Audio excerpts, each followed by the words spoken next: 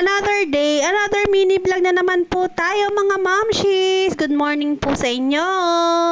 Tanghali na nga po kami nagising ni Ellie dahil wala naman po kaming gagawin today. At si Daddy Patrick nga po ay may pasok sa work. Kaya nga po kaming dalawa lang ngayon dito sa bahay. Dahil puno na naman po itong aming basurahan ay ilalabas ko na nga po. At dito nga po namin inilalagay sa labas dahil nga po dyan po tinatapon yun kada hapon. Si Ellie nga lang po itong tanghali nang nagising dahil ako'y kanina pa nga po't maaga dahil nga po si Daddy Patrick ay maaga po yung pumasok. Kaya nga po pinaghanda ko yung kanyang baon sa trabaho. Diyan nga po muna namin ilalagay yung aming mga basura dahil mamaya pong alas 7 ng gabi ay kukuha na nga po yung magbabasura dito. Dito nga po kami nakatira mga mamshis. Ang tawag po dito ay transient house. Ito po ay parang mga apartment dito po sa Taiwan. Andito po yung aming apartment sa 3rd floor. Ayan, meron pa nga po yung 4th floor. Ayan, ang dami po nga kwarto dito. Kaya marami po talaga din kaming mga kapitbahay. Pero mga Tsekwa po ang karamihan. Inayos ko na nga itong aming pinaghigaan at pinagpagpagpag ko nga muna. Tapos ay nagtiklop na rin ako nitong aming kumot. Ayan nga po si Ellie, kung makikita nyo ay nakaganyan nga po yan. Ay hindi nga po yan natutulog. Yan nga po ay nagse-cellphone. Ewan ko nga dyan sa batang yan. Minsan nga ay ganyan nagtatago pa yan sa loob ng unan. Pagkatapos nga po ay nagsaing naman ako dahil nga po naubos nga po yung kanin dahil nga pinabaon ko nga po sa Daddy Patrick. Wala po akong kakainin sa tanghalian kaya nga po ako nga po ay magsasaing ngayon para sa aking sarili. Ganito nga po yung bigas dito sa Taiwan. Medyo maliliit po talaga siya at hindi pa haba. Eto at ubos na nga tong aming bigas kaya nga mamaya ay sabi ko nga ay pupunta nga ako dito sa grocery para bumili nga ng bigas. Ang isang balot po na ganito ay nagkakahalaga po ng 80 NT mga mamshis. Pagkatapos ko nga pong hugasan ay nilagyan ko nga po ng kaunting tubig lang dahil nga po nung una pong luto ko ng bigas na ito ay talaga naman pong sobrang lata na parami po yung lagay ko ng tubig at hindi ko pa nga po tansyado. Sobrang liit nga po nitong aming bahay at ayan nga po kung makikita nyo ay may maliit na rep din po. Diyan ko nga po ni-stock yung aming mga pang-ulam. Inimis ko na nga po itong aming lamesa at yung dami na nga pong mga ligpitin. Kaya nga sabi ko nga po ay magliligpit nga muna po ako ng mga plato. Ganito nga po mga mamshis ang aming CR. Ayan, buti nga po ay meron nga pong lababo kaya nga dyan po ako nagliligpit at dyan nga din po ako naglalaba mga mamshis dahil wala nga po akong palanggana. Diskarte na lang po tayo mga mamshis para po makaraos kasi kung bibili pa nga po ako ay sayang naman ay 2 linggo lang naman kami dito sa Taiwan ay sayang naman kung bibili pa ako ng mga ganon hindi rin naman namin maiuwi ng Pinas. Talagang pinagtiisan na lang po namin mga mamshis kung ano po yung meron at talaga namang 2 plato, 1 baso, mga kutsara, itatatlo lang talaga. Yung mga plato namin ay pang amin 2 lang ni Daddy Patrick talaga yung ginagamit namin. Kaya sinisipag talaga ako laging magligpit mga mamshis dahil kada gamit ay hugas ko nga po agad dahil kung hindi ko nga po huhugasan ay wala nga po kaming extra na gagamitin. Dito ko na nga lang din po muna ilalagay sa aming lamesa habang pinapatuyo ko nga po itong aking mga niligpitan. At habang busy nga ang mami sa paggagawa sa mga gawaing bahay, ay eto nga si Ellie ay busy rin naman siya sa kanyang pagsusulat. At nanonood nga din siya ng YouTube at naglilibang nga sa kanyang sarili.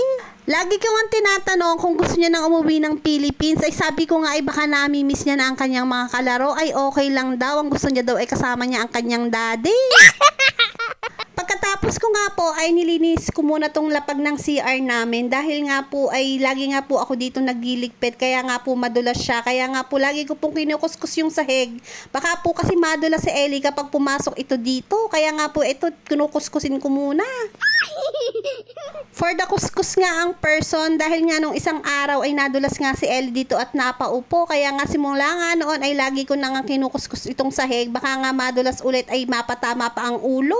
Dahil nga sinisipag tayo for today's video mga mamshis ay lulubos-lubusin ko na. Ayan na, magbababad naman ako ngayon ng aming labahin dito pa rin sa aming lababuhan. Sabi ko nga sa inyo mga mamshis ay talagang nakakapaglaba nga talaga ako dito sa aming lababuhang ito. Kahit nga paunti-unting labahin ay okay na. At least merong nababawas doon sa aming mga labahin na lalo na yung mga damit ni Ellie. Ayan, para may maisuot nga ulit agad. At yan, iiwanan ko na nga lang muna yan dyan. At nga, pupunta nga muna kami sa labas at bibili nga kami ng ulam ko sa tanghalian.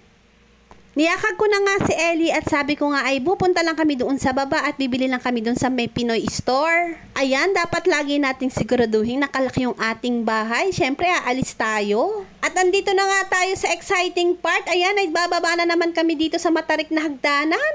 Talagang everyday ay struggle is real kami dito sa pagbaba dito sa matarik na hagdanan na ito. Ay talaga naman bakit nga ba ito ay naging ganito?